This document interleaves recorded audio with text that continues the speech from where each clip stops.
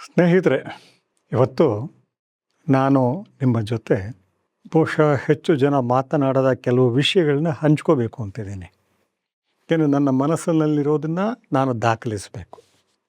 ಇನ್ನು ತಡ ಆದರೆ ಅದು ಅದರ ಸೂಕ್ಷ್ಮತೆ ಮತ್ತು ಪ್ರಾಮುಖ್ಯತೆ ಕಳ್ಕೊಳ್ಳುತ್ತೆ. ದೇವೇಗೌಡರು ಮತ್ತು ಸಿದ್ದರಾಮಯ್ಯ ಅವರ ನಡುವೆ ಇರುವ ಸಾಮಾನ್ಯ ಅಂಶಗಳೇನು ಮತ್ತು ವ್ಯತ್ಯಾಸಗಳೇನು, ಅವರಿಬ್ಬರು ಹೇಗೆ ಬಂದರು? ಯಾಕೆಂದರೆ ಈಗ ಆಲ್ಮೋಸ್ಟ್ ಇಬ್ಬರೂ ನೇಪಥ್ಯಕ್ಕೆ ಸರಿದಿದ್ದಾರೆ, ಆ್ಯಕ್ಟಿವ್ ಆಗಿದ್ದಾರೆ. ಈಗಲೂ ದೇವೇಗೌಡರು ಮಾತನಾಡ್ತಾ ಇದ್ದಾರೆ, ಸ್ಪಷ್ಟವಾಗಿ ಅವ್ರಿಗೆ ಏನು ಹೇಳಬೇಕು ಅನಿಸುತ್ತೋ ಅದನ್ನು ಹೇಳ್ತಿದ್ದಾರೆ.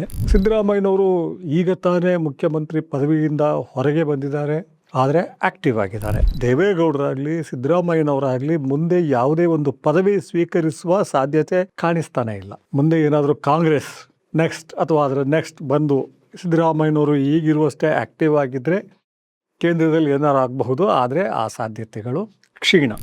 ದೇವೇಗೌಡರಿಂದ ಶುರು ಮಾಡ್ತೀನಿ. ದೇವೇಗೌಡರು ಅಸಾಮಾನ್ಯರಲ್ಲಿ ಅಸಾಮಾನ್ಯ. ಹಳ್ಳಿಗಾಡಿನಿಂದ ಬಂದರು, ಒಬ್ಬ ಕಾಂಟ್ರಾಕ್ಟರ್. ಅವರ ಇಂಗ್ಲೀಷು ಹಿಂದಿ ಅಷ್ಟೇನೂ ಚೆನ್ನಾಗಿರಲಿಲ್ಲ. ಇಂಗ್ಲೀಷ್ ಮ್ಯಾನೇಜ್ ಮಾಡ್ತಿದ್ರು, ಹಿಂದಿ ಇರಲಿಲ್ಲ. ಕರ್ನಾಟಕ ರಾಜಕೀಯಕ್ಕೆ ಸೀಮಿತವಾಗಿಯೇ ಬಂದರು. ಆದರೆ ಅವರ ಹಗಲು ರಾತ್ರಿ ಅವರು ಶ್ರಮ ಪಟ್ಟಿದ್ದ ರೀತಿಯಿಂದ ಮಾಜಿ ಪ್ರಧಾನಿ ಚಂದ್ರಶೇಖರ್ ಅವರಿಂದ ಹಿಡಿದು ಸೋನಿಯಾ ಗಾಂಧಿ ಎಲ್ಲರಿಗೂ ಹತ್ತಿರ ಆದರು. ಮುಖ್ಯಮಂತ್ರಿ ಆದರು, ಪ್ರಧಾನಮಂತ್ರಿ ಸಹ ಆದರು. ಆದರೆ ಆ ಹಾದಿ ಸುಲಭವಾದ ಹಾದಿ ಆಗಿರಲಿಲ್ಲ, ಬಹಳ ಕಲ್ಲು ಮುಳ್ಳಿನ ಹಾದಿಯಾಗಿತ್ತು. ಆ ಹಾದಿಯಲ್ಲಿ ಅವರು ಎಂತೆಂತಹ ಘಟಾನುಘಟಿಗಳನ್ನು ಎದುರಿಸಿದ್ರು ಅಂದರೆ ಶಾಕ್ ಆಗುತ್ತೆ. ಯಾವುದೇ ಹಂತದಲ್ಲೂ ಇವರು ಸೋಲಬಹುದಾಗಿತ್ತು ಅಂತಹ ಘಟಾನುಘಟಿಗಳು. ರಾಮಕೃಷ್ಣ ಹೆಗಡೆ, ಎಸ್.ಆರ್. ಬೊಮ್ಮಾಯಿ, ಇವತ್ತು ಬಹಳ ಜನಕ್ಕೆ ಗೊತ್ತಿಲ್ಲ, ಬಹುಶಃ ಮಹಿಮಾ ಪಟೇಲ್ ಮಾತನಾಡಿದ್ರೆ ಗೊತ್ತಾಗುತ್ತೆ ಎಲ್ರಿಗೂ. ರಾಮಕೃಷ್ಣ ಹೆಗಡೆಯವರನ್ನು ಮುಖ್ಯಮಂತ್ರಿ ಮಾಡಿದ್ದು ದೇವೇಗೌಡರು. ಯಾಕೆಂದರೆ ಅವರಿಗೆ ಎಸ್.ಆರ್. ಬೊಮ್ಮಾಯಿ ಮತ್ತು ಬಂಗಾರಪ್ಪ ಇಬ್ಬರು ಒಬ್ಬರು ಆಗ್ತಾರೆ ಅನ್ನೋ ಗಾಬರಿ ಇರುತ್ತೆ. ಆಗ ಬಹಳ ಎಚ್ಚರಿಕೆಯಿಂದ ಸೂಕ್ಷ್ಮವಾಗಿ ಅವ್ರನ್ನ ಮಾಡ್ತಾರೆ. ನಂತರ ಅವರನ್ನು ಗೆಲ್ಲಿಸ್ಕೊಂಡು ಬರ್ತಾರೆ ಕನಕಪುರ ಕ್ಷೇತ್ರದಲ್ಲಿ. ನಂತರ ಅವರಿಬ್ಬರ ನಡುವೆ ತಿಕ್ಕಾಟ ಶುರುವಾಗತ್ತೆ. ಬಹುಶಃ ದೇವೇಗೌಡರು ತಮ್ಮ ಭಾರವನ್ನು ಹೆಚ್ಚು ಅವ್ರ ಮೇಲೆ ಏರೋದಕ್ಕೆ ಶುರು ಮಾಡಿದಾಗ ಅವ್ರು ತಿರುಗಿ ಬೀಳ್ತಾರೆ. ಯಾಕೆ ಆತ ಕೂಡ ಸಾಮಾನ್ಯ ರಾಜಕಾರಣಿ ಆಗಿರಲಿಲ್ಲ, ರಾಮಕೃಷ್ಣ ಹೆಗಡೆ. ಆದರೆ ಇವರ ರೀತಿ ವಿರೋಧಿಗಳನ್ನ ಮೆಟ್ಟಿ ಬಂದಿರಲಿಲ್ಲ ಅವರು. ಇವ್ರನ್ನ ಮೆಟ್ಟೋದಕ್ಕೆ ಹೋಗ್ತಾರೆ.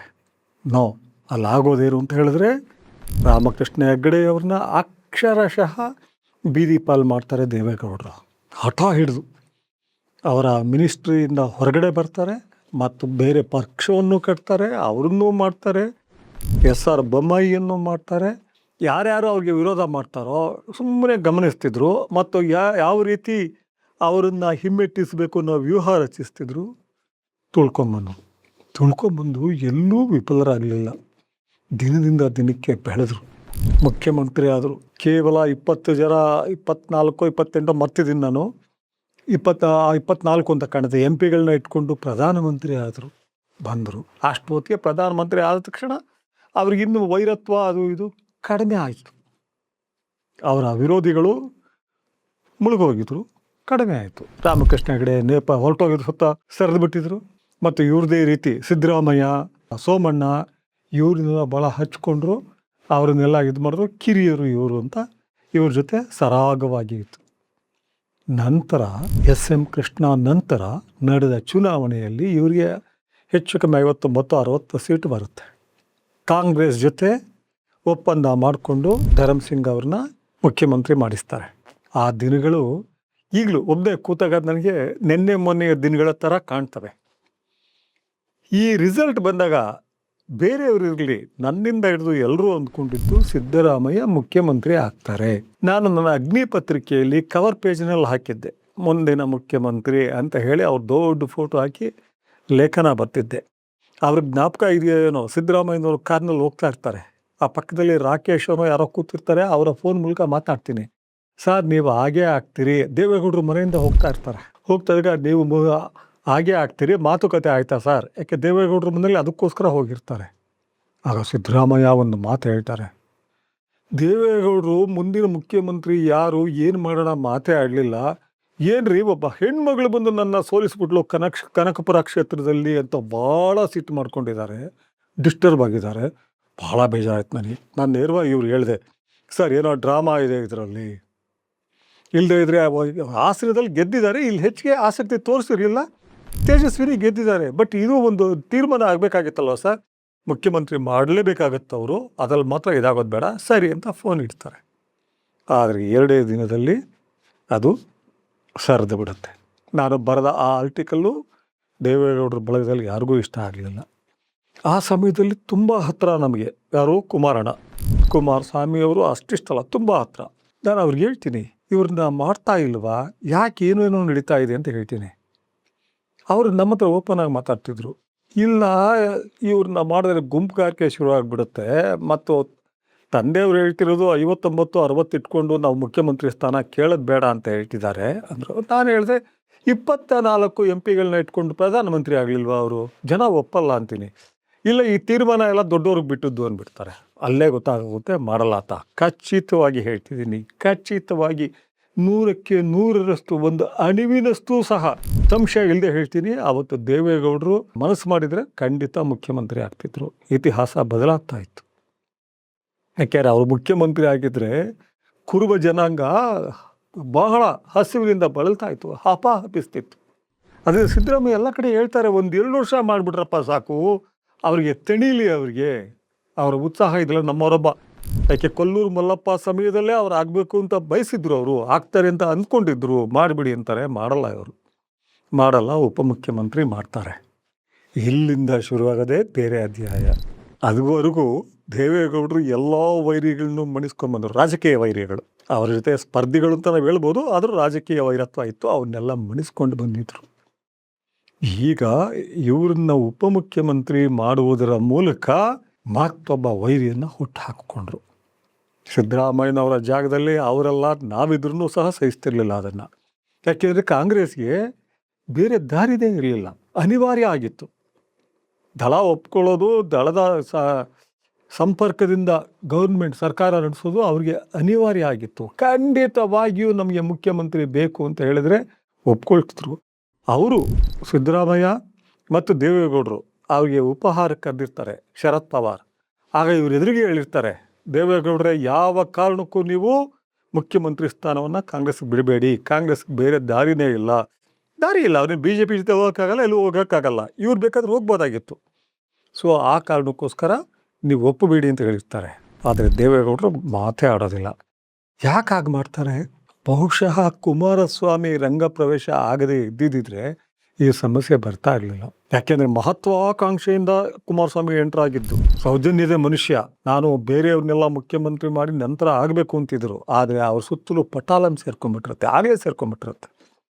ಯಾರು ಇವರೆಲ್ಲ, ಬಾಲಕೃಷ್ಣ ಇರ್ಬೋದು, ಜಮೀರ್ ಅಹಮದ್ ಇರ್ಬೋದು, ಕಲವರಾಯ ಸ್ವಾಮಿ ಇರ್ಬೋದು, ಪುಟ್ಟಣ್ಣ ಇರ್ಬೋದು, ಇವರೆಲ್ಲ ಸೇರ್ಕೊಂಡ್ಬಿಟ್ಟಿರ್ತಾರೆ. ಅವರೆಲ್ಲ ಸೇರಿಕೊಂಡು ನೀನೇ ನೆಕ್ಸ್ಟ್ ಆಗಬೇಕು ಅನ್ನೋ ರೀತಿಲಿ ಮಾತನಾಡ್ತಾ ಇರ್ತಾರೆ. ಅದು ದೇವೇಗೌಡರನ್ನ ಈ ನಿರ್ಧಾರ ತೆಗೆದುಕೊಳ್ಳೋ ಹಾಗೆ ಮಾಡುತ್ತೆ. ಇವ್ರನ್ನ ಮುಖ್ಯಮಂತ್ರಿ ಮಾಡಲ್ಲ. ಉಪಮುಖ್ಯಮಂತ್ರಿಯ ಸ್ಥಾನಕ್ಕೆ ಇವರಿಗೆ ತೃಪ್ತಿ ಆಗಲ್ಲ. ಯಾಕೆ ಅವ್ರಿಗೆ ಗೊತ್ತಿರುತ್ತೆ, ಮತ್ತು ಅಲ್ಲಿಯವರೆಗೂ ಆ ಪಕ್ಷದ ಸೇವಕನಾಗಿ ದುಡ್ದಿರ್ತಾರೆ ಸಿದ್ದರಾಮಯ್ಯ. ಆದರೆ ದೇವೇಗೌಡರು ಗಮನಿಸದೆ ಹೋಗೋದೇನು ಅಂದರೆ, ಅರಿವಿಗೆ ತಂದ್ಕೊಳ್ದೆ ಹೋಗೋದೇನು ಅಂದರೆ, ನನ್ನ ಜೊತೆಯಲ್ಲಿಯೇ ಇದ್ದ ಈ ಮನುಷ್ಯ ನನಗಿಂತಲೂ ಹೆಚ್ಚು ಸಂಕಲ್ಪ ಶಕ್ತಿ, ಹಠ ಬೆಳೆಸ್ಕೊಂಡಿದ್ದಾನೆ ಅನ್ನೋದನ್ನು ದೇವೇಗೌಡರು ಅರಿವಿಗೆ ತಂದ್ಕೊಳ್ಳೋದಿಲ್ಲ. ಅವಾಗಿರುತ್ತೆ, ಈ ಸರಿ ಮಾಡೋಣ, ಮುಂದಿನ ಸರಿ ಏನಾಗುತ್ತೆ ನೋಡೋಣ, ಅಷ್ಟೊತ್ತಿಗೆ ಮತ್ತು MLAಗಳೆಲ್ಲ ಸಹಜವಾಗಿ ಕುಮಾರಸ್ವಾಮಿ ಕಡೆ ಇರ್ತಾರೆ ಅನ್ನೋ ಒಂದು ಎಲ್ಲೋ ಭಾವನೆ ಇರುತ್ತೆ. ಆದರೆ ಇವರು ಉಪಮುಖ್ಯಮಂತ್ರಿ ಆದ ತಕ್ಷಣ ಹೇಳ್ಕೊಳ್ಳೋದಿಲ್ಲ, ದೇವೇಗೌಡರಿಗೆ ಸಿಟ್ಟು ಕಾರ್ಕೊಳ್ಳೋದಿಲ್ಲ, ಏನೂ ಮಾಡೋದಿಲ್ಲ. ಆದರೆ ಅತೃಪ್ತಿಯಿಂದ ಕುದಿತಾ ಇರ್ತಾರೆ. ಆಗಲೇ ಶುರುವಾಗೋದು ಅಹಿಂದ. ಅದಕ್ಕೆ ಮುಂಚೆ ಇರಲಿಲ್ಲ. ಅಹಿಂದ ಅನ್ನೋದನ್ನು ಭಾಳ ಎಚ್ಚರಿಕೆಯಿಂದ ಶುರು ಮಾಡ್ತಾರೆ. ಆ ಶುರು ಮಾಡಿ ಅದರ ಪ್ರಭಾವ ಎಲ್ಲ ಕಡೆ ಹರಡೋದಕ್ಕೆ ಶುರು ಆಗುತ್ತೆ. ಆ ಶುರುವಾದಾಗ ದೇವೇಗೌಡರು ಮತ್ತು ಇವರಿಗೆ ಆಂತರ್ಯದಲ್ಲಿ ವೈಮನಸ್ಸು ಶುರುವಾಗುತ್ತೆ. ಆ ಸಮಯದಲ್ಲಿ ಸಿದ್ದರಾಮಯ್ಯ ಅವ್ರನ್ನ ನಾನು ನಮ್ಮ ಮೈಸೂರಿನ ಪತ್ರಕರ್ತ ಸ್ವಾಮಿ ಆನಂದ್ ಮೂಲಕ ಅವರ ಮನೆಗೆ, ಅವರ ಅಧಿಕೃತ ಗೃಹಕ್ಕೆ ಹೋಗಿ, ಸರ್ಕಾರಿ ಗೃಹದಲ್ಲಿ ಹೋಗಿ ಅವ್ರನ್ನ ಮೀಟ್ ಆಗಿರ್ತೀನಿ. 2 ಗಂಟೆ ಮಾತಾಡಿರ್ತೀನಿ ನಾನು ಮತ್ತು ಬಚ್ಚನ್ ಸ್ವಾಮಿ ಆನಂದ್, 2 ಗಂಟೆ. ಆಗ ನಮ್ಮ ಆಸಕ್ತಿ ಏನಿರುತ್ತೆ ಅಂದರೆ, ಹೋಗೋಕ್ಕೆ ಮುಂಚೆ ದೇವನೂರು ಮಹಾದೇವ, ಹಿಂದೂದರ ಹೊನ್ನಾಪುರ ಎಲ್ಲರೂ ಇರ್ತೀನಿ. ಹೇಗಾದರೂ ಮಾಡಿ ಅವರ ಮನಸ್ಸನ್ನು ನಾನು ಒಪ್ಪಿಸ್ತೀನಿ, ನೀವೊಂದು ಸ್ವತಂತ್ರ ಪಕ್ಷ ಮಾಡಿ. ಸ್ವತಂತ್ರ ಪಕ್ಷ ಮಾಡೋದಾದರೆ ನೀವೇ ಇಷ್ಟಪಡೋ ಎಲ್ಲ ರೈಟ್ರುಗಳು ಇರೋ ಸರ್ವೋದಯ ಕರ್ನಾಟಕ ಆಗಿದೆ, ನೀವು ನಾನು ಮಾಡಿದ ತಪ್ಪೇನು ಅಂದರೆ ಆಗ ನೀವು ರಾಜಶೇಖರ ಮೂರ್ತಿ ಮತ್ತು ಶ್ರೀನಿವಾಸ್ ಪ್ರಸಾದ್ ಇವರು 3 ಜನ ಸೇರಿ ಒಂದು ಪಕ್ಷ ಅನೌನ್ಸ್ ಮಾಡಿದ್ರೆ ಪ್ರಾದೇಶಿಕ ಪಕ್ಷ 115 ಸೀಟ್ ತಗೊಳುತ್ತೆ. ಆದರೆ ನನಗೆ ಗೊತ್ತಿಲ್ಲ ಅವರಿಗೆ ಅವರ ಬಾಂಧವ್ಯ ಇವ್ರ ಜೊತೆ ಅಷ್ಟು ಚೆನ್ನಾಗಿರೋದಿಲ್ಲ. ರಾಜಶೇಖರ ಮೂರ್ತಿ ಜೊತೆ ಇವ್ರ ಜೊತೆನೂ ಅಷ್ಟಕ್ಕಷ್ಟೇ, ಶ್ರೀನಿವಾಸ್ ಪ್ರಸಾದ್ ಜೊತೆ. ಯಾಕೆಂದರೆ ನಾನು ಅಲ್ಲಿಂದ 2 ಅವರ್ಸ್ ಮಾತಾಡ್ಕೊಂಡು ಹೋದಾಗ ಅವರು ತೊಗೊಳೋದಿಲ್ಲ. ಅಲ್ಲ, ಅಹಿಂದ ಹೆಸರಲ್ಲಿ ಜನ ಸೇರ್ತಾರೆ, ನಾನು ಯಾವಾಗ ಹೋದ್ರೂ ನಗುಮುಖದಲ್ಲೇ ಮಾತನಾಡೋರು. ಅವ್ರ ಹತ್ರ ನಾನು ಒಂದೇ ಒಂದು ಗಲಾಟೆ ಮಾಡಿದ್ದೆ, ನೀವು ಯಾವಾಗಲೂ ಮುಖ ಗಡ್ಸಾಗಿ ಇಟ್ಕೊಂಡಿರ್ತೀರಿ, ನಗೋದು ಕಮ್ಮಿ. ಸೊ ನಾವು ಹೇಳಿದಾಗ ನಾವಿದ್ದಾಗಲೇ ನಗೋಕ್ಕೆ ಶುರು ಮಾಡಿ ಸರ್ ಅಂತ ಭಾಳ ಇದರಿಂದ ಹೇಳ್ತಾರೆ. ಇವತ್ತು ಜನ ಸೇರ್ತಿದ್ದಾರೆ ಹಿಂದಾಗಿ, ಅದೆಲ್ಲ ಊಟ ಕನ್ವರ್ಟ್ ಆಗುತ್ತಾ ಅದು ಅಂತ. ಸರ್ ನಾವೆಲ್ಲ ಸೇರ್ತೀವಿ. ನಂಗೆ ತುಂಬ ಇಷ್ಟ ಆಯಿತು ಅವ್ರು ಮಾಡಿದ್ರೆ. ನಾನೇನು ಪದವಿ ತೊಗೋತಿಲ್ಲ, MLA ನಿಲ್ತಿರಲಿಲ್ಲ, ಖಂಡಿತ ಏನೂ ಆಗ್ತಾ ಇರಲಿಲ್ಲ. ಆದರೆ ಆ ಪಕ್ಷಕ್ಕೋಸ್ಕರ ಹಗಲೂರ ಹತ್ರ ಓಡಾಡಬೇಕು ಅನ್ನೋದು ನಮಗಿತ್ತು. ಮತ್ತು ಮಹಾದೇವ ಅವರೆಲ್ಲ ಹೇಳಲೇಬೇಡಿ, ಸಿದ್ದರಾಮಯ್ಯ ಬಂದಿದ್ರೆ ಏನಾಗ್ತಿತ್ತು ಅಂತ. ಇವತ್ತು ಸಿದ್ದರಾಮಯ್ಯನವ್ರು ಏನು ಹೇಳ್ತಾರೋ ಗೊತ್ತಿಲ್ಲ. ಅವತ್ತೇನಾದರೂ ಅವರು ಶುರು ಮಾಡಿದರೆ ಆ ಪಕ್ಷ ತುಂಬ ಬಲಿಷ್ಠವಾಗಿ ಬೆಳೀತಿತ್ತು. ಒಂದು ಕಡೆ ಅಹಿಂದ ಇರ್ತಿತ್ತು, ಇನ್ನೊಂದು ಕಡೆ ಪ್ರಗತಿಪರರಿರೋರು, ರೈತ ಸಂಘಟನೆ ಇರ್ತಿತ್ತು, ದಲಿತ ಸಂಘಟನೆಗಳಿರ್ತಿತ್ತು, ತುಂಬ ಬೆಳೀತಿತ್ತು. ಆದರೆ ಅವರು ಮನಸ್ಸು ಮಾಡೋದಿಲ್ಲ. ನಂತರ ಸ್ವಾಮಿ ಆನಂದ್ಗೆ ಹೇಳ್ತಾರೆ, ಶ್ರೀಧರ್ಗೆ ಅಷ್ಟು ಗೊತ್ತಿಲ್ಲ, ನಾನು ಹೊಂದ್ಕೊಳ್ಳೋಕ್ಕಾಗಲ್ಲ ಇವ್ರ ಜೊತೆ, ರಾಜಶೇಖರ ಮೂರ್ತಿ ಇವ್ರ ಜೊತೆ ಇಲ್ಲ, ಅವ್ರನ್ನೆಲ್ಲ ವಿರೋಧಿಸ್ಕೊಂಡೇ ಬಂದಿರೋನು ಅಂತ ಹೇಳ್ತಾರೆ. ಅದು ಹಂಗೆ ಹೊರಟೋಗುತ್ತೆ. ನಂತರ ಅವರನ್ನು ಇಳಿಸ್ತಾರೆ. ಉಪಮುಖ್ಯಮಂತ್ರಿ ಪದವಿಯಿಂದ ಇಳಿಸಿ ಕುಮಾರಣ್ಣ CM ಆಗ್ತಾರೆ. ಇವರ ಜೊತೆ 6-7 ಜನ ಬಿಟ್ಟು ಇನ್ನೆಲ್ಲರೂ ಅವ್ರ ಜೊತೆ ಹೋಗ್ತಾರೆ. ಏನಾಗಿರ್ಬೇಕು ಇವ್ರಿಗೆ? ಉಪಮುಖ್ಯಮಂತ್ರಿ ಆಗಿದ್ದಾಗಲೂ ಅವರ ದಕ್ಷತೆ ಬಹಳ ನಿಜ ಆಳವಾಗಿತ್ತು, ದಟ್ಟವಾಗಿತ್ತು, ದೃಢವಾಗಿತ್ತು. ಎಲ್ಲ ಬಿಟ್ಟು ಹೋಗ್ತಾರೆ. ಆಗ ಅವರು ಕಾಯೋದು, ತಮ್ಮ ಸಮಯಕ್ಕೋಸ್ಕರ ಕಾಯ್ತಾರೆ ಮತ್ತು ಅಹಿಂದನ ಗಟ್ಟಿ ಮಾಡ್ತಾ ಹೋಗ್ತಾರೆ. ನೆಕ್ಸ್ಟ್ ಇವರು ಬರ್ತಾರೆ, ಯಡಿಯೂರಪ್ಪ ಗೌರ್ಮೆಂಟ್ ಆಗುತ್ತೆ. ಆದಮೇಲೆ ತರ್ತಾರೆ. ಮತ್ತು ಅವತ್ತು ಮಾತ್ರ ಇವರ ಜೊತೆ ಅವ್ರನ್ನ ಸೋಲಿಸೋದಕ್ಕೆ ಇವ್ರ ಕಾರಣ ಇರ್ಬೋದು, ಏನೇ ಇರ್ಬೋದು, ಪರಮೇಶ್ವರ್ ಯಾರೂ. ಆದರೆ ಅವತ್ತು ಮಾತ್ರ ಕಾಂಗ್ರೆಸ್ ಬರೋದಕ್ಕೆ ಏಕಾಂಗಿಯಾಗಿ ಸಿದ್ದರಾಮಯ್ಯ ಕಾರಣ. CM ಆಗ್ತಾರೆ. ಅಂದರೆ ಮೊಟ್ಟ ಮೊದಲ ಬಾರಿಗೆ ದೇವೇಗೌಡರಿಗೆ ಸಂದೇಶ ರವಾನಿಸ್ತಾರೆ. ಅವ್ರು ಸಿಟ್ಟಿದ್ದು ದೇವೇಗೌಡರ ಬಗ್ಗೆ. ನಿಮ್ಮ ಹತ್ರ ಒಂದೇ ಗರಡಿಯಲ್ಲಿ ನಾನು ಬೆಳೆದೆ, ನನ್ನನ್ನು ನೆಗ್ಲೆಕ್ಟ್ ಮಾಡಿದ್ರಿ, ನೋಡಿ ಏನಾಗಿದ್ದೀನಿ. ಬಟ್ ಹಾಗಂತ ಹೇಳಿ ಅವರೇನು ಯಾರೋ ಅಷ್ಟೇ ತುಂಬ ದ್ವೇಷ ಇಟ್ಕೊಂಡು ಮಾಡೋಕ್ಕೆ ಹೋಗಲ್ಲ. ಯಾವ ರಾಜಕೀಯನೋ ನಡೆಸ್ಕೊಂಡು ಹೋಗ್ತಾರೆ. ಮತ್ತು ಆ ಸನ್ನಿವೇಶದಲ್ಲಿ 5 ವರ್ಷ ನಿಜವಾಗ್ಲೂ ಉತ್ತಮ ಆಡಳಿತವನ್ನು ಕೊಡ್ತಾರೆ. ಅದರ ಮೊದಲನೇ 3 ವರ್ಷ ಬಹುಶಃ ವೀರೇಂದ್ರ ಪಾಟೀಲ್ ಅಂತಹ ಆಡಳಿತ ಕೊಟ್ಟಿರ್ತಾರೆ. ಆದರೆ ವೀರೇಂದ್ರ ಪಾಟೀಲ್ ವ್ಯಕ್ತಿತ್ವನೇ ಬೇರೆ. ಅವರು ಜನಗಳನ್ನ ಸೇರ್ತಾ ಇರಲಿಲ್ಲ, ಕಾರಕ್ಕೂನ ಥರ ಕ್ಲರ್ಕ್ ಥರ ಕೆಲಸ ಮಾಡ್ತಿದ್ರು. ಮತ್ತು ಭ್ರಷ್ಟತೆ ಎಲ್ಲಷ್ಟು ಇರಲಿಲ್ಲ. ಆದರೆ ಸಿದ್ದರಾಮಯ್ಯನವರ ಕಾಲದಲ್ಲಿ ಭ್ರಷ್ಟತೆ ಪಾರ್ಟ್ ಆಫ್ ಸಿಸ್ಟಮ್ ಆಗೋಗಿತ್ತು. ಅದರ ಕಂಟ್ರೋಲ್ ಇಟ್ಕೊಂಡಿರ್ತಾರೆ. ನಂತರ ಏನಾಗುತ್ತೆ, 5 ವರ್ಷಗಳ ನಂತರ ಕಾಂಗ್ರೆಸ್ ಕಡಿಮೆ ಸೀಟ್ ಬರುತ್ತೆ, ಹೆಚ್ಚು ಸೀಟ್ ಬರೋದು BJP. ಮತ್ತು ಇವರು ದಳ ಸೇರಿದಾಗ ಅಧಿಕಾರ ನಡೆಸುವ, ಆಡಳಿತ ನಡೆಸುವ ಒಂದು ಸಾಧ್ಯತೆ ಇರುತ್ತೆ. ಕೈ ಕಟ್ಕೊಂಡು ಹೇಳೋದು ಸಿದ್ದರಾಮಯ್ಯನವರು. ನೆನೆಸ್ಕೊಳ್ಳಿ, ಸಿದ್ದರಾಮಯ್ಯನವ್ರನ್ನ ಅವತ್ತಿನ ವಿಡಿಯೋಗಳು ನೋಡಿ ಕೈ ಕಟ್ಕೊಂಡು ಹೇಳ್ತಾರೆ, ಅನ್ಕಂಡೀಷನಲ್ ಸಪೋರ್ಟ್ ಕೊಡ್ತೀವಿ, ದಳ ಆಗಬೇಕು, ದಳ ಮುಖ್ಯಮಂತ್ರಿ ಕುಮಾರಸ್ವಾಮಿ ಅವರು ಆಗಲಿ ಅಂತ ಹೇಳಿ ಕೊಡ್ತಾರೆ. ಆ ಮುಖ್ಯಮಂತ್ರಿ ಇದನ್ನು, ಆ ಸೆರೆಮನಿ, ಆ ಒಂದು ಸಮಾರಂಭವನ್ನು ಎಷ್ಟು ಅದ್ಧೂರಿಯಾಗಿ ಮಾಡ್ತಾರೆ ಅಂತ ಹೇಳಿದ್ರೆ, ಇವರೆಲ್ಲ ಬಂದಿರ್ತಾರೆ. ಅವರು ಸೋನಿಯಾ ಗಾಂಧಿ, ಮಮತಾ ಬ್ಯಾನರ್ಜಿ, ಮಾಯಾವತಿ. ಮೈ ಗಾಡ್, ಆ ರೀತಿ ಇರೋದಿಲ್ಲ. ಮುಂದೆ ದಿಕ್ಸೂಚಿ ಏನೋ ಅದು, ಇಡೀ ದೇಶದಲ್ಲಿ BJP ಹೊಡಿತಾರೇನೋ, ಮತ್ತು ಎಲ್ಲೋ ಒಂದು ಕಡೆ ಕೆಲವ್ರಿಗೆ ಆಸೆ ಉಂಟಾಗೋದು ಮತ್ತೆ ಇವರು PM ಆಗ್ತಾರೇನೋ ದೇವೇಗೌಡರು ಅನ್ನುವಂತಹ ಒಂದು ಭಾವನೆ ಬರೋ ರೀತಿಯಲ್ಲಿ ಆ ಸಮಾರಂಭ ನಡೆಯುತ್ತೆ. ಆ ಸಮಾರಂಭದಲ್ಲಿ ಇವತ್ತು ನಾನೊಬ್ಬನೇ ಅಲ್ಲ, ನನ್ನ ಜೊತೆ ಹಲವಾರು ಇರ್ತಾರೆ. ನಾನು ಸಮಾರಂಭ ನೋಡ್ತೀನಿ, ಯಾವ ಸಮಾರಂಭಗಳಿಗೂ ಹೋಗಲ್ಲ. ನಮ್ಮ ಹತ್ರ ಇವರೆಲ್ಲ ಕುಮಾರಣ್ಣಂಗೆ ಹತ್ರ ಭಾಳ ಕರೆದಿರ್ತಾರೆ, ನಾವು ಹೋಗಲ್ಲ. ಯಾವ ಇದಕ್ಕೂ ಹೋಗಿಲ್ಲ ನಾನು. I don't feel comfortable. So ಅದನ್ನು ನೋಡ್ತಾ ಇದ್ದಾಗ ಇವರಿಬ್ಬರು ಕೈ ಎತ್ತಾರೆ. ಯಾರೋ ಶಿವಕುಮಾರ್ ಮತ್ತು ಕುಮಾರಸ್ವಾಮಿ. ಕೆಳಭಾಗದಲ್ಲಿ ಒಬ್ಬರೇ ಕೂತಿರ್ತಾರೆ ಸಿದ್ದರಾಮಯ್ಯ. ನಾನು ಹೇಳ್ತೀನಿ ನಮ್ಮವ್ರಿಗೆ, ಬಚ್ಚನ್ನು ಇನ್ನೂ ಒಂದು 3-4 ಜನ ಇರ್ತಾರೆ, ಈ ಗೌರ್ಮೆಂಟ್ ಭಾಳ ದಿನ ಇರಲ್ಲ. ಇವರು ಮಧ್ಯ ಸಿದ್ದರಾಮಯ್ಯನವ್ರನ್ನ ಹಿಡ್ಕೊಂಡು ಇಬ್ಬರು ಕೈ ಎತ್ತಬೇಕಾಗಿತ್ತು. ಯಾಕೆಂದರೆ ಹಿಂದಿನ ಸಾರಿ ಗೌರ್ಮೆಂಟ್ ಬರೋದಕ್ಕೆ ಸಿದ್ದರಾಮಯ್ಯ ಕಾರಣ. ಈ ಸಾರಿ ಅತ್ಯಂತ ವಿನಯದಿಂದ ಕೇಳ್ಕೊಂಡಿದ್ದಾರೆ, ಕೊಟ್ಟಿಲ್ಲ. ಮೆಸೇಜ್ ಕೊಡ್ತಿದ್ದಾರೆ, ತುಳಿದಾಕಿದ್ದೀವಿ ಮತ್ತು ಸಂಪೂರ್ಣ ನಿರ್ನಾಮ ಮಾಡ್ತೀವಿ ಅಂತ. ದಿಸ್ ಈಸ್ ರಾಂಗ್ ಅಂತ ಹೇಳ್ತೀನಿ. ಬರೀ ಅಷ್ಟಕ್ಕೆ ನಿಲ್ಲಲ್ಲ. ನಮ್ಮ ಪ್ರೆಸ್ ನಿಮ್ಗೆ ಗೊತ್ತಿದೆ, ಸ್ಥಾಪಿತ ಚಾನೆಲ್ಗಳು ಇವೆಲ್ಲ ಯಾರು ಅಧಿಕಾರದಲ್ಲಿ ಇರ್ತಾರೋ ಅವ್ರನ್ನ ಇಂದ್ರ ಚಂದ್ರ ಅಂತ ಇರ್ತಾರೆ, ಯಾರು ಬಿದ್ದೋಗಿದಾರೋ ಅವನು ಯೂಸ್ಲೆಸ್ ಅಂತ ಹೇಳ್ತಾ ಇರ್ತಾರೆ, ವ್ಯರ್ಥ ಅಂತ. ಜೋಡೆತ್ತು ಅಂತಾರೆ ಇವ್ರನ್ನ. ಇವ್ರಿಗೆ ಶೇಮ್ ಆಗಬೇಕಾಗಿತ್ತು. ಇಬ್ಬರು ಒಂದೇ ಜನಾಂಗಕ್ಕೆ ಸೇರಿದವರು. ಆ ಒಂದೇ ಒಂದು ಜನಾಂಗದ ಕಾರಣಕ್ಕೆ ಗೌರ್ಮೆಂಟ್ ಬಂದಿಲ್ಲ, ಬರೀ ವಕೀಲರ ಕಾರಣಕ್ಕೆ ಬಂದಿಲ್ಲ. ಎಲ್ಲರೂ ಮುಸ್ಲಿಮರು, ಬೇರೆಯವರು ಎಲ್ಲರೂ ಅದಕ್ಕೆ ತೊಡಕೊಂಡಿದ್ದಾರೆ. ಸಿದ್ದರಾಮಯ್ಯನವ್ರ ಕಾಂಟ್ರಿಬ್ಯೂಷನ್ ಇದೆ. ಕಮ್ಮಿ ಸೀಟ್ ಬಂದಿರ್ಬೋದು, ಆದರೆ ಕಾಂಟ್ರಿಬ್ಯೂಷನ್ ಇದೆ. ಸೊ ಇವರು ಎಷ್ಟು ಮಾಡ್ತಾರೆ ಅಂದರೆ, ನನಗೆ ಬಂದಿರೋ ವರ್ತಮಾನಗಳ ಪ್ರಕಾರ ಇದೆಲ್ಲ ಇವರು ಮಾತನಾಡೋದಿಲ್ಲ. ಸಿದ್ದರಾಮಯ್ಯನವರು ಮಾತನಾಡಲ್ಲ, ಅಥವಾ ಡಿ ಕೆ ಶಿವಕುಮಾರ್, ಕುಮಾರಸ್ವಾಮಿ ಅವರು ಮಾತಾಡ್ತಾರೆ ಅಂತ ಅನಿಸಲ್ಲ. ಮೈಸೂರಿನಲ್ಲಿ ಒಬ್ಬ ಇನ್ಸ್ಪೆಕ್ಟ್ರನ್ನ ಅವ್ರು ಬಯಸ್ತಾರೆ, ಹಾಕ್ಕೊಳ್ಳಲ್ಲ ಇವರು. ಯಾರೋ ಇನ್ಸ್ಪೆಕ್ಟ್ರ್ ಹೋಗಿರ್ತಾರೆ, ಅವ್ರ ಜನಾಂಗ ಇರ್ಬೋದು, ಹತ್ತಿರದವನು ಇರ್ಬೋದು, ಇವನ್ನ ಹಾಕಿದಾಗ ಕುಮಾರಸ್ವಾಮಿ ಅವ್ರು ಹಾಕಲ್ಲ. ಆಗ M P Prakash home minister, M P Prakash ಬಹಳ ಹತ್ರ ಇದ್ರು. ನಾನು ಅವ್ರಿಗೆ, ಅವರು ನನಗಲ್ಲ, ನಾನು ಅವ್ರಿಗೆ ಭಾಳ ಹತ್ರ ಇದ್ದೆ. ಅವ್ರು ಹೇಳ್ತಾರೆ, ಕುಮಾರಣ್ಣ ನಿಮಗೆಲ್ಲ ಕ್ಲೋಸು, ಸ್ವಲ್ಪ ಅವರು ಮಾತನಾಡಿ ಅವ್ರಿಗೆ ಯಾಕಿಷ್ಟು ದ್ವೇಷ ಕಾರ್ತಾರೆ ಗೊತ್ತಾಗಲ್ಲ. ಒಬ್ಬ ಇನ್ಸ್ಪೆಕ್ಟ್ರು ಕೂಡ ಕೊಡ್ತಾ ಇಲ್ಲ ಸಿದ್ದರಾಮಯ್ಯನವ್ರಿಗೆ ಅಂದರೆ ಹೇಗೆ? ನಾನು ಹೇಳ್ತೀನಿ, ಬಿಡಿ ಸರ್, ಅದನ್ನು ಅನುಭವಿಸ್ತಾರೆ ಇವತ್ತಲ್ಲ ನಾಳೆ. They will have to face it, they will face the music. ಏಕೆ ಒಂದು ಗೊತ್ತಿರುತ್ತೆ ನನಗೆ, ಹಠ ಮಾಡಿದ ಮನುಷ್ಯ ಹೇಗಿರ್ತಾರೆ ಅಂತ. ಅಲ್ಲಿಂದ ಶುರುವಾಗುತ್ತೆ. ಇವತ್ತು ಯಾರು ಏನೇ ಹೇಳಲಿ, ಯಾರೂ ಸಹ ಸತ್ಯವನ್ನು ಮಾತನಾಡೋಕ್ಕೆ ಹೋಗೋದು ರಾಜಕಾರಣಿಗಳು ಅಗತ್ಯ ಕಾಣಿಸಲ್ಲ ಅವರಿಗೆ. ಇದೊಂದು ದಾಖಲೆ ಉಳಿಯುತ್ತೆ, ಐತಿಹಾಸಿಕ ದಾಖಲೆಯಾಗಿ ಮುಂದೆ ಬರೋರು ಅದನ್ನು ಅರ್ಥ ಮಾಡ್ಕೊಳ್ಳಿ ಅನ್ನೋ ಇದನ್ನು ಸಿದ್ದರಾಮಯ್ಯನವರಿಂದ ಹಿಡಿದು, ದೇವೇಗೌಡರಿಂದ ಹಿಡಿದು, ಕುಮಾರಸ್ವಾಮಿಯಿಂದ ಹಿಡಿದು ಯಾರೂ ತಲೆ ಕೆಡಿಸ್ಕೊಳ್ಳಲ್ಲ. ಇವ್ರು ಹೇಳ್ತಾರೆ ಇತಿಹಾಸ ಬದಲಿಸ್ಬಿಡೋಣ, ಇತಿಹಾಸ ಇದು ಮಾಡೋದು ಬೇಡ, ಸ್ಟಡಿ ಮಾಡೋದು ಬೇಡ ಅಂತ. ಇತಿಹಾಸ ಸ್ಟಡಿ ಮಾಡೋದನ್ನು ಇತಿಹಾಸ ಬದಲಾಯಿಸೋಕ್ಕೂ ಆಗಲ್ಲ, ನಿರ್ಮಿಸೋಕ್ಕೂ ಆಗಲ್ಲ. ಆವತ್ತು ಗೌರ್ಮೆಂಟ್ ಬೀಳೋದಕ್ಕೆ ಮೇಯ್ನ್ ಕಾರಣ ಸಿದ್ದರಾಮಯ್ಯನವರು. ಅವ್ರು ಒಪ್ಕೊಳ್ಳಿ ಅವ್ರಿಗೆ ನನಗೆ ಗೊತ್ತು. ಇವತ್ತಿದ್ದಾರೆ, ನನ್ನ ಜೊತೆಯಲ್ಲೇ ಮಾತನಾಡಿದ್ದಾರೆ. ಯಾರು ನಮ್ಮ ಶಾಸಕ ಅಲ್ಲೋ, ಈ ಮಿನಿಸ್ಟರ್ ಅದಲ್ಲ, ಸೋಮಶೇಖರ್, ಇವರು ವಿಶ್ವನಾಥ್, ಎಲ್ಲರ ಜೊತೆ ಮಾತಾಡಿದ್ದೀನಿ ನಾನು. ಯಾಕೆ ಬೀಳ್ತು, ಏನು ಕಾರಣಕ್ಕೆ ಬೀಳ್ತು, ಇವರು ನೇರವಾಗಿ ಕೊಡೋದಿಲ್ಲ, ಪರೋಕ್ಷವಾಗಿ ಸಪೋರ್ಟ್ ಕೊಡ್ತಾರೆ. ಅವರ ಜಾಗದಲ್ಲಿ ಯಾರಿದ್ರು ಕೊಡ್ತಿದ್ರು. ನಾವು ಹೇಳೋದನ್ನು ಅರ್ಥ ಮಾಡ್ಕೋಬೇಕು. ಅದನ್ನು ಉಳಿಸಿದ್ರು. ನಾನು ಬಿ ಜೆ ಪಿ ಗೌರ್ಮೆಂಟನ್ನ ಬಿ ಜೆ ಪಿ ಬರೋಂಗೆ ಮಾಡಿದ್ರು ಅಂತ ಹೇಳಿ ಅಪವಾದ ಮಾಡೋದಲ್ಲ. ಅವರು ರಾಜಕಾರಣಿ, ಹಗಲು ರಾತ್ರಿ ಕಷ್ಟಪಟ್ಟಿದ್ದಾರೆ. ದೇವೇಗೌಡರಷ್ಟೇ ಆ ಏಜ್ ಕಮ್ಮಿ, ಆ ಕಮ್ಮಿ ಏಜ್ ಆದರೆ ನಂತರದಲ್ಲಿ ಬಂದು ಅಷ್ಟೇ ಕಷ್ಟಪಟ್ಟಿದ್ದಾರೆ. ಅವರಿಂದ ಅಷ್ಟು ಮೂಲೆ ಗುಂಪು ಮಾಡಿದಾಗ ಹೇಗೆ ಸಹಿಸ್ತಾರೆ ಅವರು? ಗೌರ್ಮೆಂಟ್ ಬೀಳುತ್ತೆ.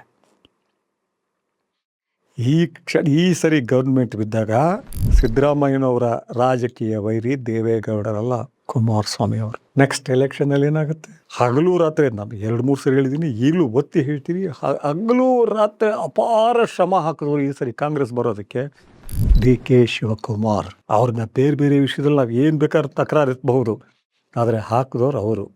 ಆದರೆ ಜನ ಸಮೂಹಕ್ಕೆ, ರಾಜಕೀಯದಿಂದ ಹೊರಗಡೆ ಇರೋರಿಗೆ, ಯಾಕೆ ಎಲ್ಲರೂ ರಾಜಕೀಯ ಪಕ್ಷಗಳ ಜೊತೆ ಗುರ್ತಿಸ್ಕೊಂಡಿರೋದಿಲ್ಲ.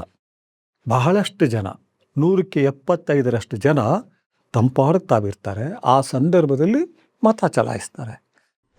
ಇವರು ಶಿವಕುಮಾರ್ ಅಷ್ಟೆಲ್ಲ ಶ್ರಮ ಹಾಕಿದ್ರು, ಜನ ನೋಡಿದ ಮುಖ ಮಾತ್ರ 100ಕ್ಕೆ 100ರಷ್ಟು ಮುಖ ನೋಡಿದ್ದು ಮಾತ್ರ ಸಿದ್ದರಾಮಯ್ಯನವ್ರದ್ದು.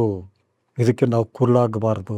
ಇದಕ್ಕೆ ಕುರುಡಾದರೆ ನಾವು ಅರ್ಥ ಮಾಡ್ಕೊಳ್ತಿಲ್ಲ ಸನ್ನಿವೇಶಗಳನ್ನ ಅಥವಾ ಇತಿಹಾಸವನ್ನು ಅಂತ ಅರ್ಥ. ಕಾರಣ ಹೇಳ್ತೀನಿ ಕೇಳಿ, ಇವತ್ತು ಶಾಕ್ ಆಗ್ಬೋದು. ನಾನು ಸಿದ್ದರಾಮಯ್ಯನವ್ರನ್ನ ತುಂಬ ಖಂಡಿಸ್ತಿದ್ದೀನಿ ಈ ನಡುವೆ. ಯಾಕೆ ಅಂತ ಕೇಳ್ತಾರೆ.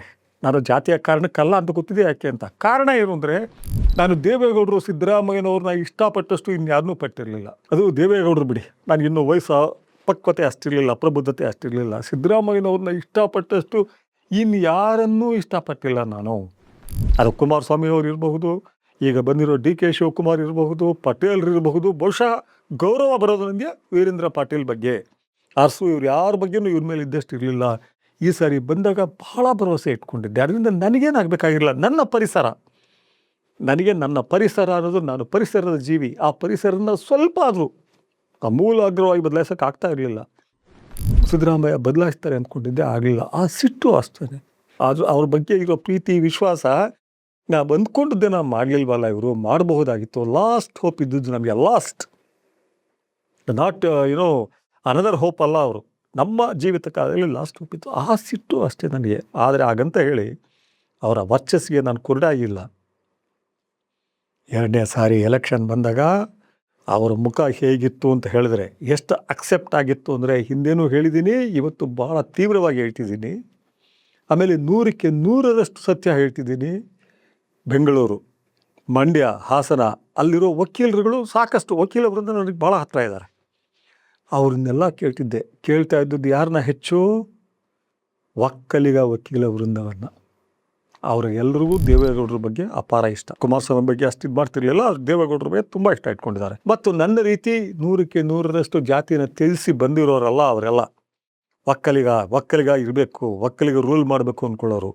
ಅವರೆಲ್ಲರೂ ನನಗೆ ಹೇಳಿರೋದು, ಒಬ್ಬರು ಇಬ್ಬರಲ್ಲ, ಅವ್ರ ಹೆಸರುಗಳು ಬೇಕಾದ್ರೆ ಪಟ್ಟಿ ಕೊಡ್ತೀನಿ ನಾನು. ಅವರೆಲ್ಲ ಹೇಳ್ತಾ ಇದ್ದು, ಬೊಮ್ಮಾಯಿ ಕಾಲದಲ್ಲಿ ಸರ್ಕಾರ ಇದೆ ಅಂತ ಅನ್ನಿಸ್ತಾ ಇಲ್ಲ, ಇದನ್ನು ಸರಿದಾರಿಗೆ ತರೋಕ್ಕೆ ಸಾಧ್ಯ ಇರೋದು ಮಾತ್ರ ಸಿದ್ದರಾಮಯ್ಯನವ್ರಿಗೆ.